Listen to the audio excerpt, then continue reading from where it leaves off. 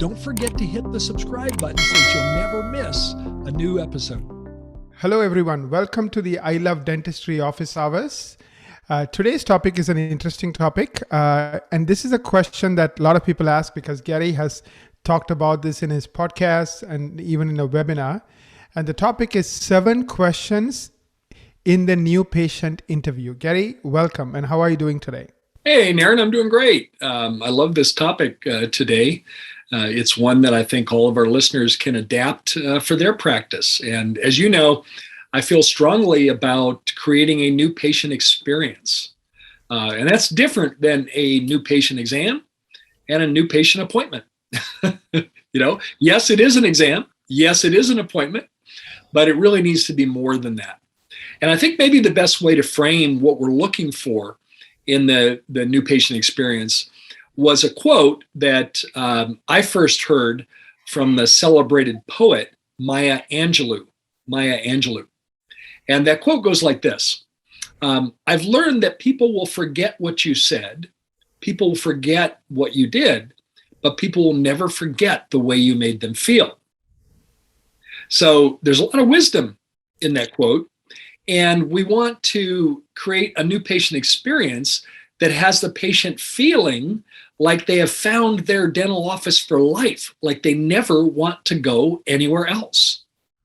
And so everything about the new patient experience is to create that outcome with our patients where they truly feel like, I found my office. And one of the 7, we have 7 parts of the new patient experience. And one of those parts is the new patient interview. And during the new patient interview, we ask 7 very carefully crafted questions so that we can learn the patient's dental story. Naren, every patient has a dental story, unless they're 2 years old and we're going to give them a happy, ride on the chair with a 2-year-old to create a great first experience of the dental office. Unless they're 2 years old, every patient has a dental story. Now, sometimes a dental story is simple. So if the patient is 20 years old, a young adult, and they've never had a cavity, never had any treatment done other than having their teeth cleaned, their dental story is simple. But if they're, let's go to an opposite extreme. Let's say the patient is in their 60s, and maybe they've moved around in different parts of the country. Maybe they've seen, 5 or 6 different dentists over the years. They've had different treatment in different places. It's likely that their dental story is more complex, more complicated. But we need to know the patient's dental story so that as we interact with our patients, we can truly understand their perspective and what's important to them. Thank you, Gary.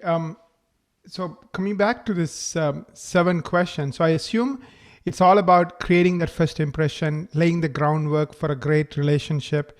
That's where all of this starts, right? Because it's all about, like you said, in 2021, the number one thing that makes a private practice owned by a dentist, as opposed to corporate dentistry stand out is the relationship. So everything starts with that first, meeting. And that's where I think your 7 questions are so powerful because it lays the foundation for creating that amazing relationship. Yeah, it really does. And so imagine, the new patient interview is actually step number 2 of the 7-step new patient experience. The first step is we take them on a quick tour. Now the tour, let me tell you what the tour is not before I tell you what it is. The tour is not a Disney behind the scenes, open up every cupboard, open up every, cabinet in your practice kind of tour. No, that wouldn't be appropriate. There's places we shouldn't take patients in your office. And furthermore, their interest level would not be, at that level. What the tour is about 2 things. It's to make a great first impression on your patient. Grandmother said you only have one time to make a first impression. And you know what? Grandma was right.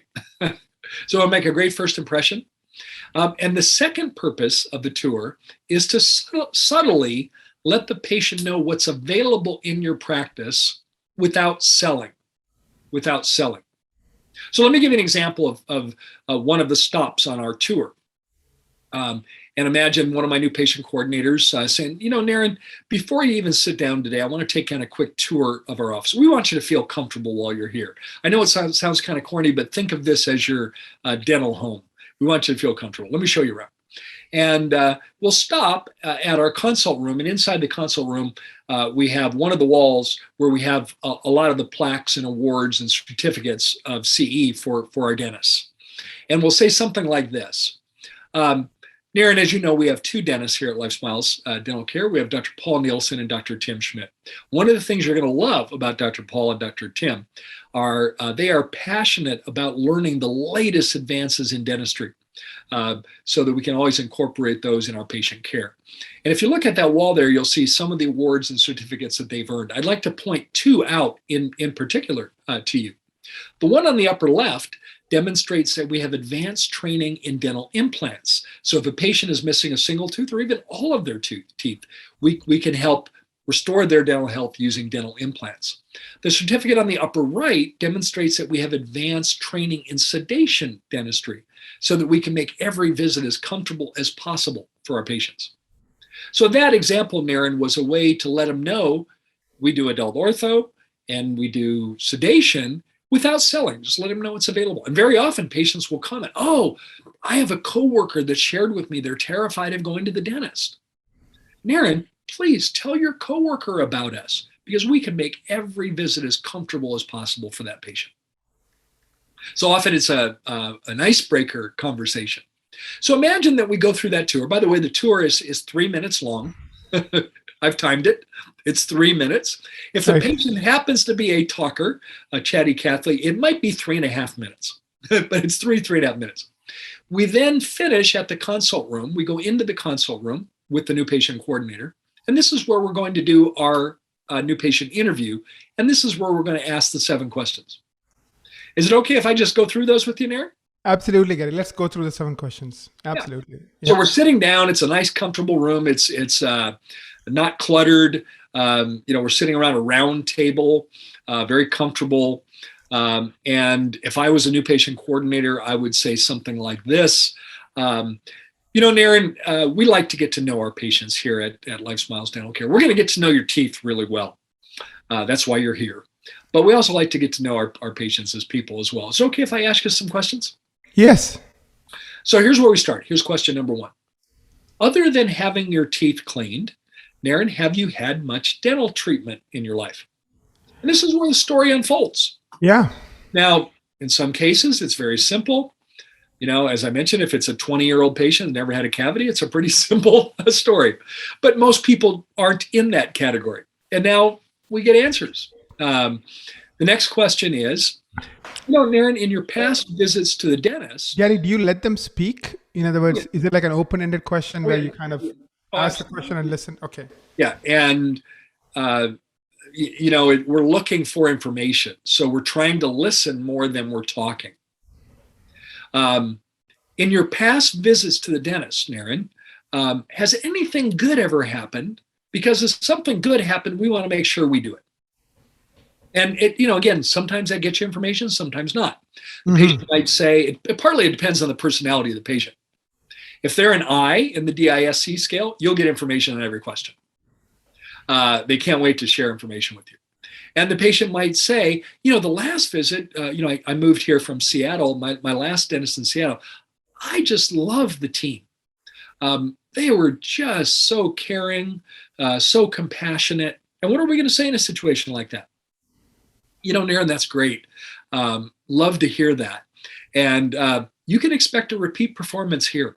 I've got some amazing team members, and they are absolutely as caring as they come. You've chosen the right office.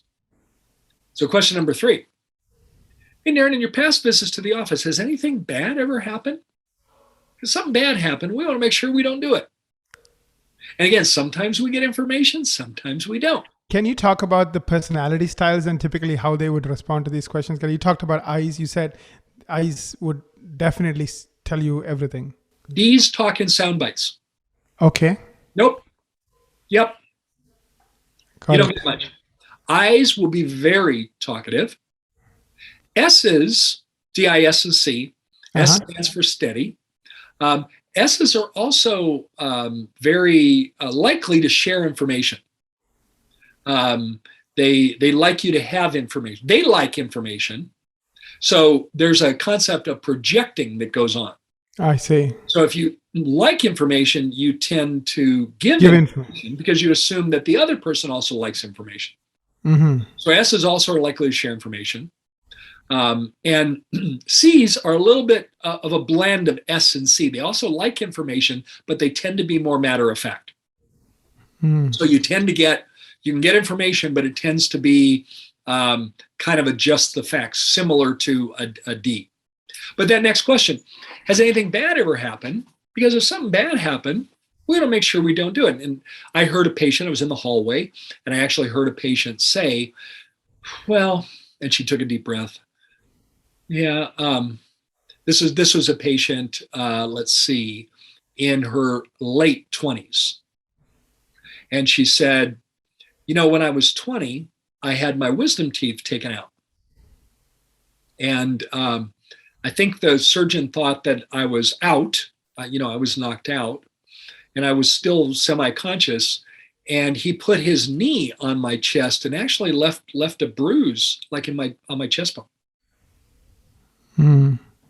And the new patient coordinator in this practice turned to her, and she gently reached over and touched her arm and said, I'm sorry that happened.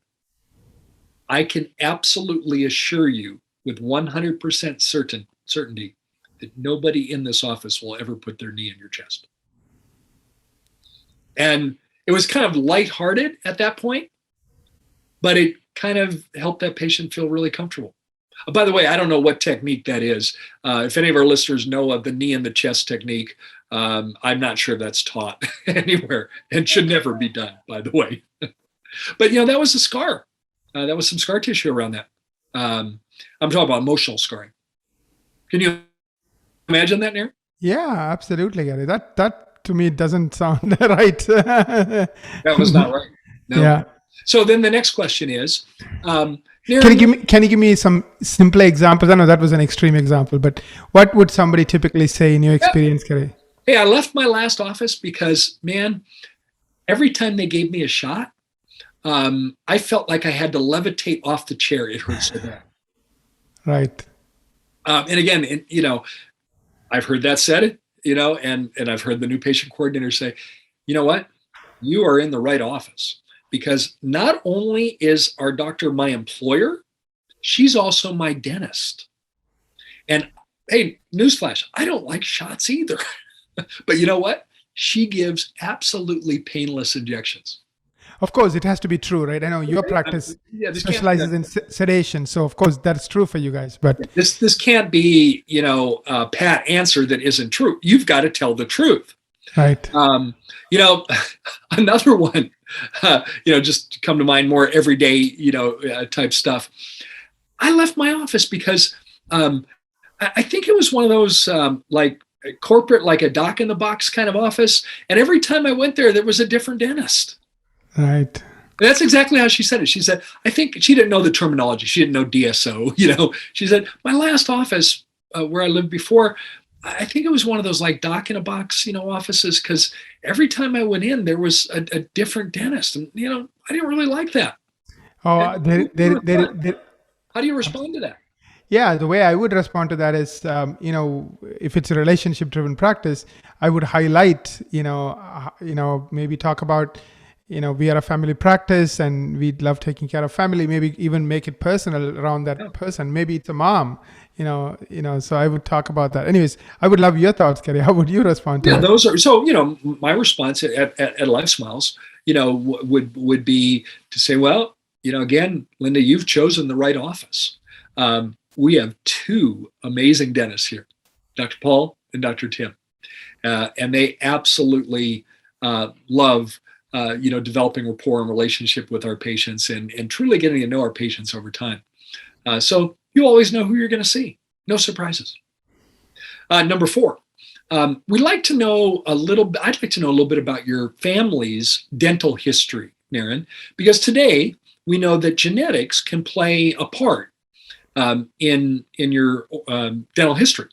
Do you know much about your parents' or your grandparents' dental health? And what I'm fishing for here, by the way, Naren, I'll go off script for a minute. What I'm fishing for is, and this will happen depending on the age of the patient. If they're a little bit older, they might say, my grandmother had dentures and she always complained about how they didn't fit. Now, sometimes I might say, I really don't know much about my parents' dental history. That's okay. It's a fair answer. But if someone says, my parents had dentures, my grandparents had dentures, we can say, Naren, although there's some history of dental disease in your family, I mean, that's why they ended up with dentures, we can break that pattern with you. We need your help, but we can help you keep your own teeth all of your life. And we can help you enjoy a healthy, beautiful smile your entire life. Number 5, speaking of your smile, Naren, on a scale of 1 to 10, with 10 being perfect, couldn't be any better, how would you rate the health and appearance of your teeth and gums? This is the money question. This is the one that I really want some information on. And it's totally subjective because, what scale are we using? Yeah, scale. It's totally subjective. And I have noticed many times that the answer will often be gender specific. Women will be much more critical of this one. They can have a gorgeous, like on any book, it's a 9.5, 10. And she's going to say, I don't know, maybe a 7, maybe 8. And then men, clearly it's mid-level. It's a 5, but I don't know, I'm going with about a 9. What do you think? But we just enter that information into our mind. We'll come back to it in a minute, but we just, okay. Next question is, I'm holding up the health history information. It looks to me, Naren, like you are nice and healthy. So I'm looking, if that's true, it looks like you're nice and healthy. But I always want to know more about our patients' family's health history. I asked you earlier about their dental history. I want to know about your family's health history because today we know that the mouth is directly connected to your overall health. In your family, is there any history of heart disease? So I'm going to go through 5 questions. Any of your blood relatives have any history of heart disease? So I'm going to go heart disease. How about stroke? Any history of stroke? Diabetes? Among the women, is there any history of early term births in your family? And then number 5, is there any history of cancer? Heart disease, stroke, diabetes, preeclampsia, or early term birth, diabetes. And cancer. And cancer on number 5. Do you know that statistically, 95% of the people in the world will answer yes to at least one of those, and sometimes all 5. Only 5%, 1 out of 20, can honestly say no to all 5 of those. So if you're in the 95% category, then the new patient coordinator is going to say, Naren, because there's some history of health issues in your family, I'm going to make sure Kelly does a really thorough exam of your gums today in the hygiene appointment so we can identify any potential risk. And then if you happen to be the 1 out of 5 that's genuinely no, it seems like you have great genetics, Naren, on your side. That's always useful. I'm still going to ask Kelly to do a really thorough exam of your gums today to make sure there's no hidden risk factors. And then we circle back, question number 7, and I'll make it up, Naren. Earlier, you rated the health and appearance of your teeth and gums as about a 7. What would have to change for it to be a 10? And you'll never get anything breakthrough on this. They're never going to say, I don't like the incisal edge translucency on number 8, 9. They're never going to say anything like that. They're going to speak to the obvious. I'd like them whiter. I'd like them straighter. I noticed this one tooth is kind of crooked. That's the kind of information you get back. And then you can say to the patient, Naren, when Dr. Paul comes in to do his part of the appointment today, I'll mention that to him and he can share with you what options you have. If you ever have any interest in taking care of that. Dentistry has some great options today. So there's the 7 questions. It takes, depending on the answers from the patient, it's 5 to 6 minutes. But it's 5 to 6 minutes of very useful interchange between you and the patient, where you really learn more about their patient story. And very often, the patient kind of goes off script, if you will. When we get to that last question, what would need to change? And it might, imagine this, Naren, imagine the patient being late 40s, female. She might say, I have my daughter's wedding coming up next year. And I really want to get my teeth looking as good as possible for those family wedding photos. That's the kind of information that we love to get in the new patient interview. And we often do get those. especially if the new patient coordinator is in rapport with the new patient. We get some great information. So that's the 7 questions. By the way, we've crafted those. We've experimented over the years with different questions, and that's evolved. And those are our current 7 questions. Perhaps they'll evolve more in the future, but that's where they are right now. And certainly those can be adapted. You might have others that you'd like to ask. And some people will say, well, we've got that in all our new patient paperwork. Do I really need to sit down and ask them questions? And what's the answer, Mary? That's a good question, Gary. I think I think it reminds me of what you say about communication. You said only 9% is the words, and 91% is the facial expressions, the emotions. Actually, 7% of the words, 93% is everything else. And by the way, those forms become like wallpaper, in your house. You don't even see the wallpaper anymore. Yes. It's such a fixture that you don't even see it. They don't even see that. Right. And all I have to, look at your new patient paperwork. Notice how many of your questions go unanswered. But now when I'm interacting with you, when someone asks you a question, we've all been culturally acclimated. When someone asks you a question, you answer the question, especially if it's a nice, comfortable setting. You answer the question. So even if you have these in your new patient paperwork, you want to ask the question, because very often that's where the engagement will start, and that's where you can get more information. And a good response, if the patients start, tell me more about that. And and one thing I want to invite all of our I Love Dentistry members and anybody in dentistry, let's really work on our listening skills. The question to ask yourself, am I really listening or just waiting for my turn to talk? There's a delicate balance, Naren, between efficiency and relationship building. There's a delicate balance. Efficiency is all about, come on, let's go. And if you're a bit too one-dimensional about that, now I'm all about efficiency in the office, but if you're a bit too one-dimensional about your efficiency, it's at the expense of developing relationship with our patients. They don't want to feel processed. Right. They don't.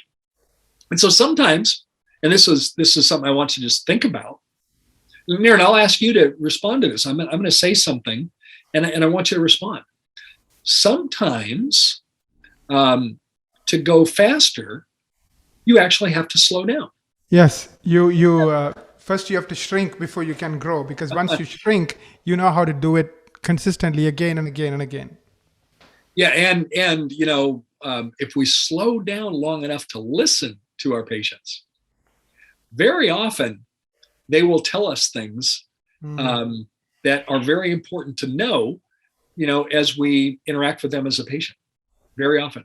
I mean, remember the example I gave when the patient said, the last office I went to, I levitated off the chair every time I got a shot. Every shot hurt like heck. Yeah. Trust me, that information is going to go to anyone in our practice that might give that patient a shot. In our case, it's our doctors. So you store all of this information in your software, like in your case, it's Open Dental, and then in the morning you make sure that the doctor has. Yeah, it doesn't go in our practice management software. It doesn't go in the clinical notes because it will be lost there. You'll never find it.